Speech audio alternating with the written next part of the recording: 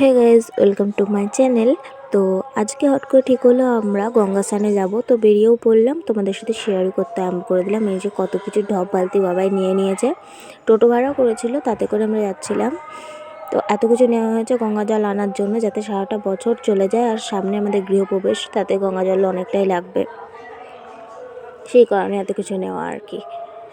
তো আমরা যাচ্ছি, তোমরা দেখতে থাকো। মামকে আমি বলছিলাম যে আমার এক কানে দুল আছে, এক কানে দুল নেই, মানে তাড়াহুড়োর জন্য পড়তে ভুলে গেছি, সেটাই বলছিলাম। আর মাম একটু বকা দিয়ে দিল। আর এই যে গৌরাঙ্গ সেতু উপরে এখন আমরা চলে গিয়েছি।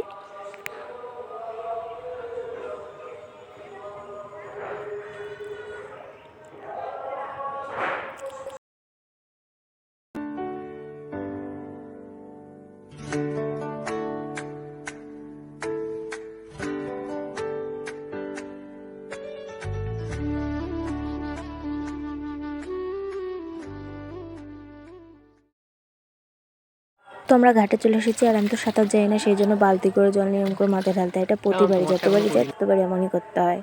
তো আবার বাড়ির দিকে যাচ্ছি। আমরা প্রথমে নতুন বাড়ি যাবো গঙ্গা জলগুলো রাখতে, তারপর 15 বাড়ি চলে আসবো।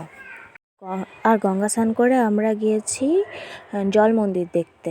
তো যারা যাও গঙ্গা স্নান করতে তারা জানোই জল মন্দির তার সামনেই পড়ে। তো সেখানে গেছিলাম। এই যে জল মন্দিরটা, খুব সুন্দর পরিবেশ, চারিদিকটা বাঁধানো, খুব সুন্দর। আর এই নৌকোটা তো আরও সুন্দর। আমরা এখানে কতগুলো ছবিও তুলেছি, সেটা তোমাদের লাস্টে দেখাবো। এই যে হরিণ, খুব সুন্দর কিউটেরা। এরপর টোটোর দিকে যাচ্ছি, জল মন্দির ঘোরা হয়ে গেছে, এখন বাড়ির দিকে যাচ্ছি।